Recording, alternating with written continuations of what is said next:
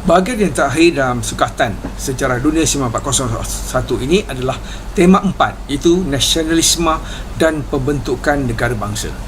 Pelajar ataupun calon seharusnya dapat memahami proses, kesan dan reaksi masyarakat tempatan terhadap penjajahan dan peranan negara-negara baru merdeka dalam politik antarabangsa.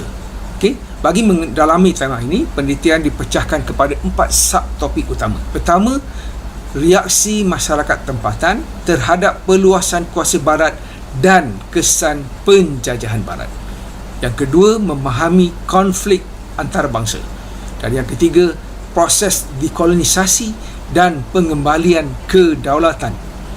Dan yang terakhir, yang keempat adalah berkaitan dengan perhubungan luar. Bahagian yang pertama dalam tema 4 berkaitan dengan reaksi masyarakat tempatan terhadap perluasan kuasa barat dan kesan penjajahan barat.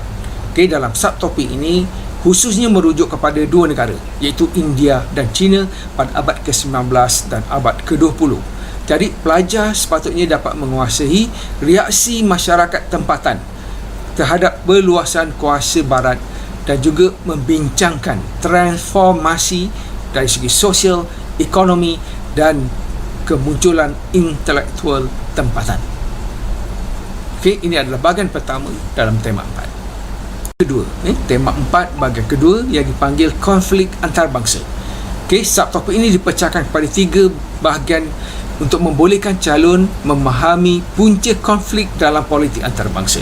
Pertama, Perang Dunia Pertama 1914-1918. Kedua, Perang Dunia Kedua 1939-1945, dan yang ketiga adalah Perang Dingin 1945-1955. Ketiga-tiga perang ini menggambarkan konflik antarabangsa. Setelah mempelajari ketiga-tiga bahagian ini, calon hendaklah berupaya membincangkan sebab dan kesan Perang Dunia Pertama dengan merujuk khusus kepada perkembangan yang berlaku di Jerman dan di Rusia. Itu yang pertama. Yang kedua, berkemampuan menganalisis sebab dan kesan Perang Dunia Kedua dengan meneliti perkembangan apa yang berlaku di Jepun dan juga di Amerika Syarikat. Dan yang ketiga, berupaya menganalisis sebab dan kesan Perang Dingin yang melibatkan Rusia dan Amerika Syarikat. Jadi ketiga-tiga konflik politik dunia ini pelajar perlu kuasai untuk menguasai bahagian ketiga dalam tema 4 ini. Seterusnya kita akan lihat apa yang dikatakan sebagai proses dekolonisasi ataupun kebijajahan dan pengembalian kedaulatan, berarti memberi kemerdekaan kepada tanah-tanah jajahan. Ini berkaitan dengan apa yang berlaku di China dan di India pada abad ke-20. Jadi menerusi tajuk ini, pelajar sepatutnya dapat memahami langkah-langkah usaha-usaha untuk mendapatkan kedaulatan dan dekolonisasi oleh penduduk tempatan, sama ada di India ataupun di China pada era selepas Perang Dunia Kedua. Dan yang keempat, pelajar perlu menguasai tentang perhubungan luar, iaitu bahagian ini membincangkan hubungan antarabangsa selepas tamatnya Perang Dunia Kedua.